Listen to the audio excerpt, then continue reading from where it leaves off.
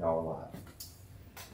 Greetings, Lancer Nation. Happy Friday, the Friday before Thanksgiving weekend. We hope you all have wonderful holiday weeks planned. We come to you live from the Lancer Esports Lab here at the University of South Carolina, Lancaster in vaunted Hubbard Hall. And our panel today consists of me, Nick Lawrence, English professor here at USCL and Humanities Division Chair. To my left here is sophomore and USCL women's soccer player and student athlete social media coordinator Verinia Delgado. We have Natalie Calhoun, student athlete success coordinator.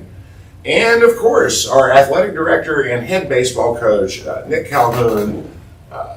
All three of these folks have got to be busting with pride after the spectacle of what we saw in the fall, and we thought we'd devote today just talking about that. What a great fall it was for sports. And I will begin with volleyball. I'll just talk about that. Lancers volleyball wrapped up. This is courtesy of Coach Van Loo, by the way, Coach Mike Van Loo. Lancers volleyball wrapped up its 2025 season as NJCAA Division I Region 10 runners-up. That Region 10 tournament, by the way, took place right here at USCL at our gym. After defeating Salkehatchie in the semifinal match, this was over Halloween weekend. That game might have even been on Halloween, that Salkehatchie game. Defeated them, then lost a 5-set thriller to USC Sumter in the final. There was a huge crowd at the Halloween game. Men's and women's soccer players turned out in force. At the finals, which may have even had a bigger crowd, we had a massive turnout from the baseball players for that crazy match against Sumter. And I think that's something we're going to talk about in a little bit more depth here in a moment, just how supportive of each other the student athletes have been. We also had Chris, is it Skyman Blake? Sheeman. He said Chris Shema. Chris Yeah. Sheeman flew in drove down Yeah. from Ohio. Yeah, from Cleveland. That's what happens when you go live. He called the games live from here during that tournament, and that was exciting. The final match, just one thing I'll say about that right off the bat is that there was a fourth set where we were down 2-1 in the championship game, where in the fourth set we were down 24-16. Sumter had match point, and our ladies scored 10 points in a row. It was one of the wildest things I've ever seen in sports, and just watching it, like I could not believe they reeled off. And I thought for sure it meant they were going to win that match. I thought it meant destiny. But I think maybe they just wiped themselves out in that comeback, and the fifth set was like a tiebreaker too. But so we'll discuss that in a moment. Before we do, just a shout out for individual accolades. Taj Rockman earns all-region first team. Sophomore she is. Congratulations also to sophomores Lauren Bailey, Isabel Conradi, Nyla Snipes, and freshman Vero Ruiz for earning all-region second team. And in February, the Lancers will, of course, be back in the gym for spring season. So I did want to pause. Vernia, you were at the Halloween game. Yes. You guys were at the finals game against Sumter on November 1st. We'll start with you and just kind of go around. Thoughts on, the atmosphere of the gym and the way our ladies played and just the way that weekend went for volleyball. We'll start with you. Well, we had a game that day, so right after our game, our coaches were like, let's go support, because obviously we want volleyball to support us as well. We went in the gym, and the atmosphere was really great. I think once we all came in as a team, the energy just went up, and I think volleyball girls had that energy to play, and they liked it, and we were doing the wave and stuff. And y'all were doing the wave, and I almost did it, but I didn't afflict the fans with that. Yeah, I think we really brought the energy, and it was just nice to support each other. And, it makes such a difference, doesn't it, to It you makes when a people lot of are there? difference. Yeah, it makes a lot of difference. And you played college volleyball, didn't you? Now tell us a little bit about where you played. So I played at a Division III institution, St. Vincent College in Latrobe, Pennsylvania. Mm-hmm. And I actually played for my mom, so that was a cool thing. She's still coaching now. I played with my sister as well, so it was kind of a little family affair that we had going on. But it makes a total difference of the support you get from student athletes when they're at your games. Like it just gives you that confidence boost of like we can do this, we can win. Whenever you have your friends that are student athletes that come and watch you, so it's wonderful.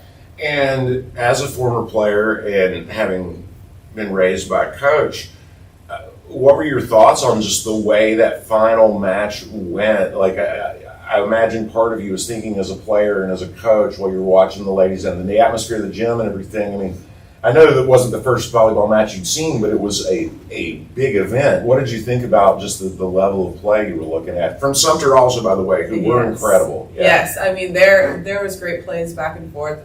Knowing that they're freshmen and sophomores competing at that level was really great to see. I know there were some occasions where I got so into it, I was like standing up yelling. I look at him, I'm like, I'm sorry. And he's like, no, it's fine. So I just get really into it, being a former athlete and a former volleyball player. But there were some great things that I saw. I've been on the winning side of a championship and a losing side of a championship, so I understand the feelings both ways. With our women winning last year at Sumter, it's great to have, and then losing to Sumter this year, it's a learning experience, and with them, like, hopefully they take that and learn from it and move on to a 4-year institution and have that under their belts as an athlete, to be like, hey, I've been in this situation before. Like, it gives them confidence going into their career, furthering it. So I think it's great. I agree, and I feel like that whole region is on the rise compared to last year, where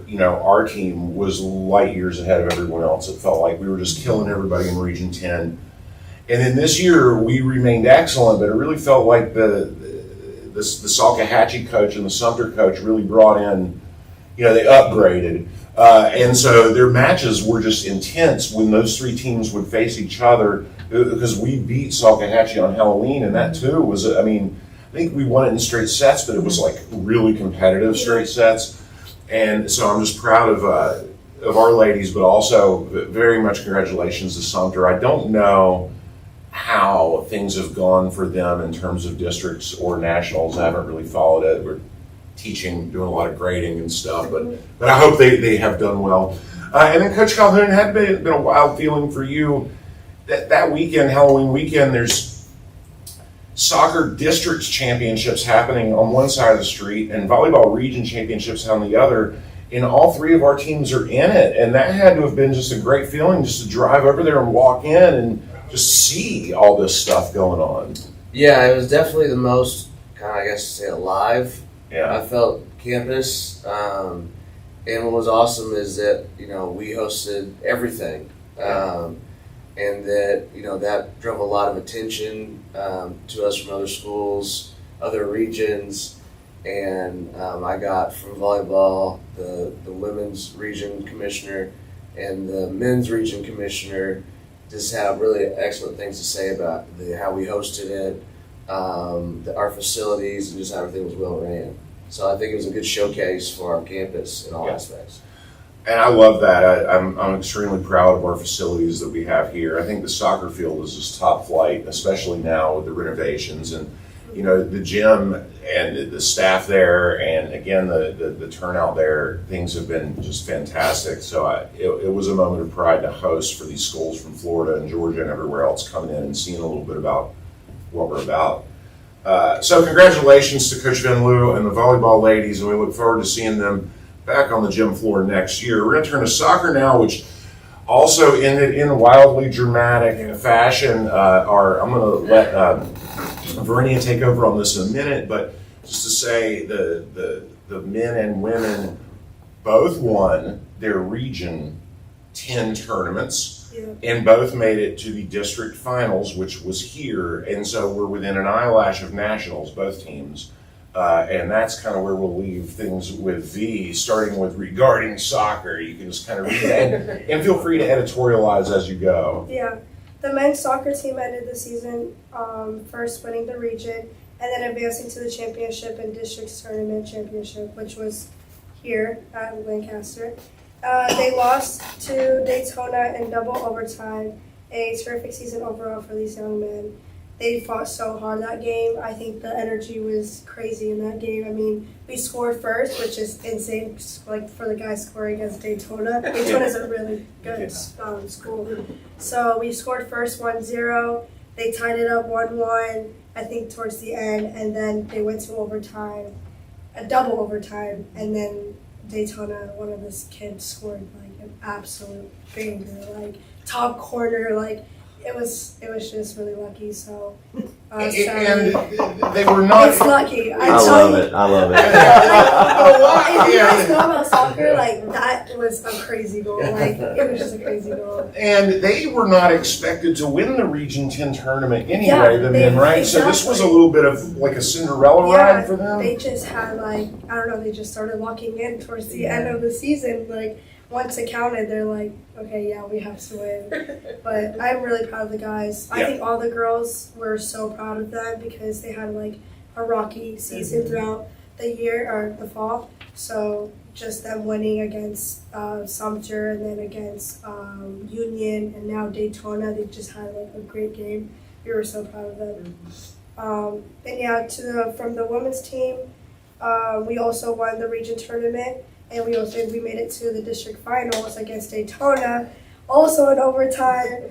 And they scored, sadly, like 3 minutes in overtime.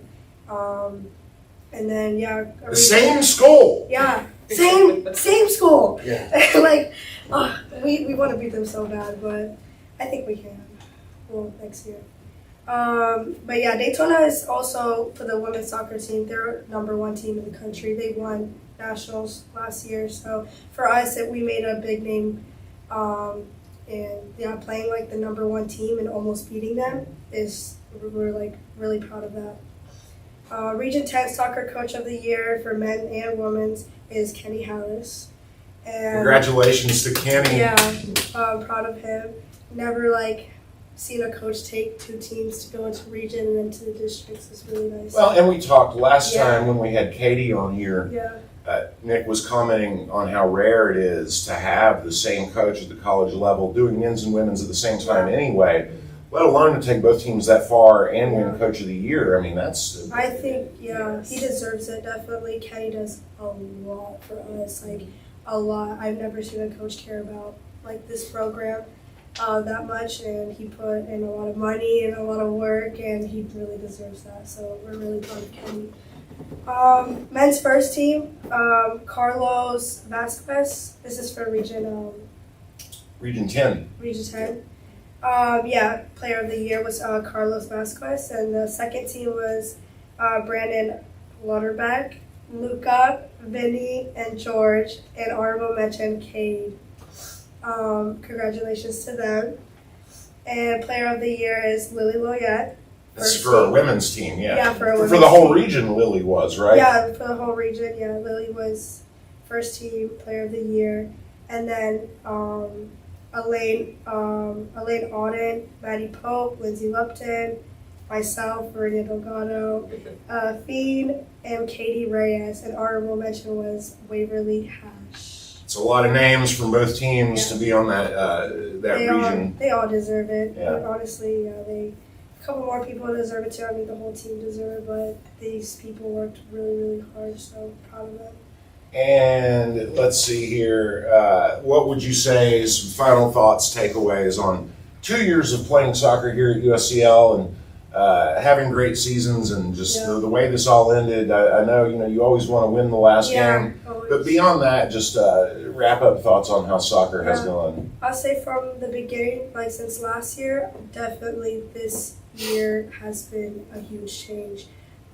Supporting wise from baseball and volleyball, the environment, and just the team as well. Kenny's recruited people all over the country, and it's just been such a good atmosphere for us. And we played a lot of competitive teams. I mean, we traveled to Utah to play national ranked teams and to prepare us for the moment, playing the #1 team, Daytona, and just almost beating them. We've accomplished so much, and we have proved so much from last year, and I'm really grateful I came here for 2 years, and I'm ready to go to a 4-year school and play more competitive soccer. We're gonna talk about that a little bit in a little bit more detail in a moment. I wanted to switch gears for a second. We do have baseball on the horizon. We have some surprises for y'all that we're not ready to divulge yet, partly because we're not sure what they are. But we know we're going to be bringing live games to you.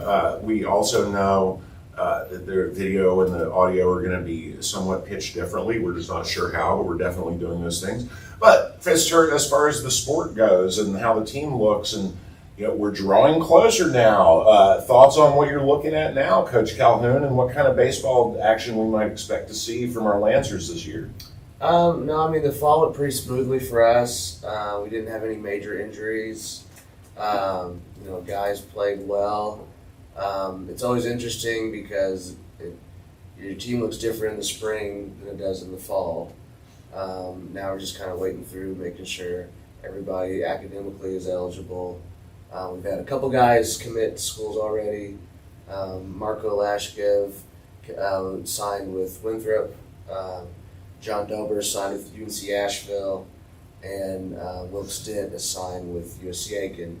So really happy for those guys, and just hope we can continue that progression into the spring.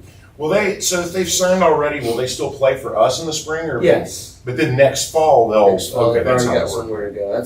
That's a lot of times a big stressor for sophomores because everybody wants to keep playing, and it seems like the guys that find their destination sooner rather than later play more stress-free. Yeah, than the sophomores do that might not have somewhere at the moment. Yeah, and those are great schools, and looking forward to seeing. I feel like a lot of what I've been seeing on Twitter from your guys and your things you repost, is a lot of pitching themed. Like some guys throwing awfully hard this year. Like I feel like we might be looking at some flamethrowers from the mound. Hopefully. Yeah. So we don't want to jinx anything, but we're hoping so. And so we're really looking forward to baseball. It's always fun. We'll be bringing it to you live here, our Lancer home games from Doomsday Corner, and updating you on progress for all the games. I thought I would turn to Natalie. Speaking of, Coach Calhoun brought up academic eligibility and performance, and just we're wrapping up fall. I know we're not ready to release numbers and stuff, but your impression on how the student athletes are doing now that we're moving into final exams, so all the students are gearing up for that. We'll have Thanksgiving and then one more week of class and then exams, and so everything's kind of coming to a head. How do you feel like the students have done that side of things, academically, socially, just being here? I've heard from several professors that they have had such a good experience with our student athletes in class, and they've been a joy to work with, and that's great to hear.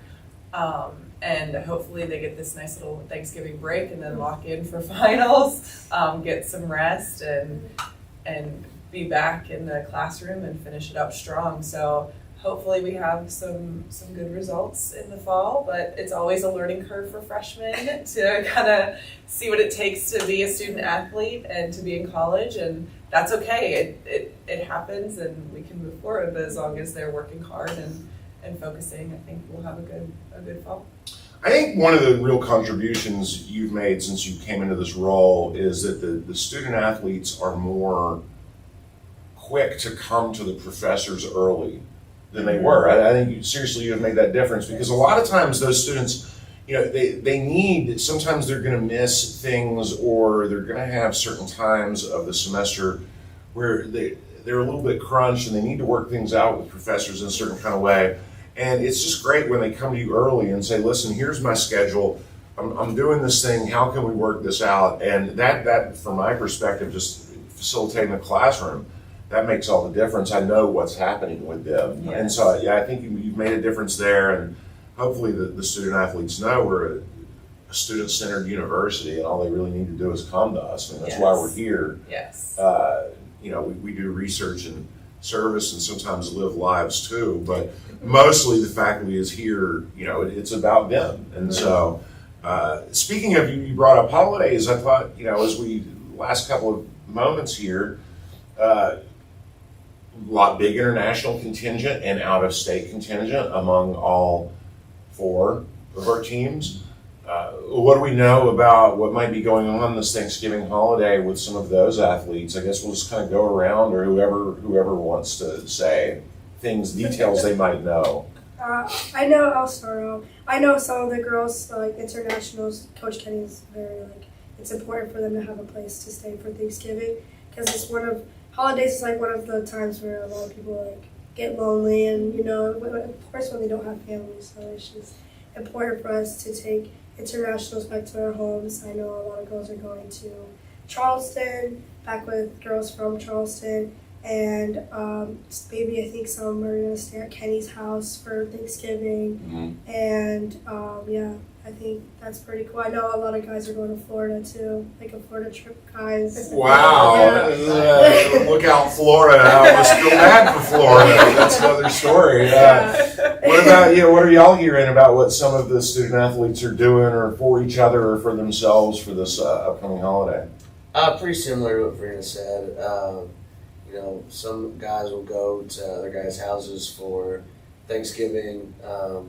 Now that we've offered for anybody, who doesn't have somewhere to go, they can come to Thanksgiving at our house, because we'll be in Lancaster this year.